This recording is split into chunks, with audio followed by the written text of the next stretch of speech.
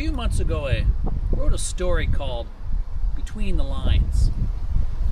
It was about the Princess Patricia's Canadian Light Infantry, about a soldier from there. And people who read that, they could read it on my Substack. Here's the Great War Substack if you want to catch up. But it included a piece about the place I'm standing here today. This is where the Battle of Frezenberg took place. Now, not everyone will appreciate or understand or heard of the Battle of Frezenberg, and that's okay. You may have heard about the Second Battle of Ypres. That's the gas attack at Saint Julien, and it's about 6 kilometers to the north here. That occurred on April 22nd, 1915. This took place on May 8th. And as you look out into the fields here, you see there's a forest, and behind there is a pond. And on the 8th of May, the Princess Patricias were lined up all along that tree line. And it's interesting, if you look at the land today, you think about what would have been like back in 1915.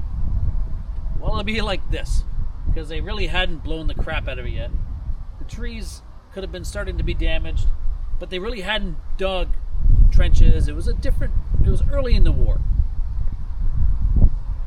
So what we could say about this attack is that the Princess Patricias came in with about 600 men, which is about 3 companies of men, probably one in reserve, and they're out there.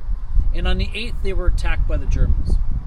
And they held firm all along that back ridge there.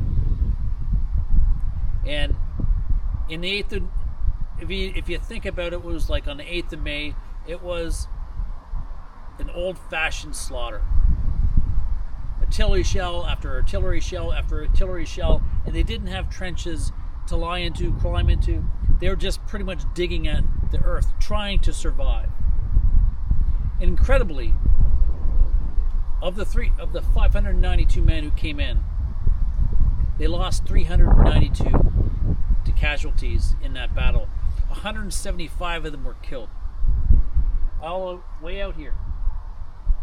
And these were, I called them the Canadian Contemptibles, the old Canadian Contemptibles. They were the first contingent of soldiers to join over here in France. They were like Boer War soldiers or militia regiment men, things like that. And they put their hand up first, and they came over, and they were the first to die. So from this day forward, one big change took place, and they started to dig, and they dug, and they dug,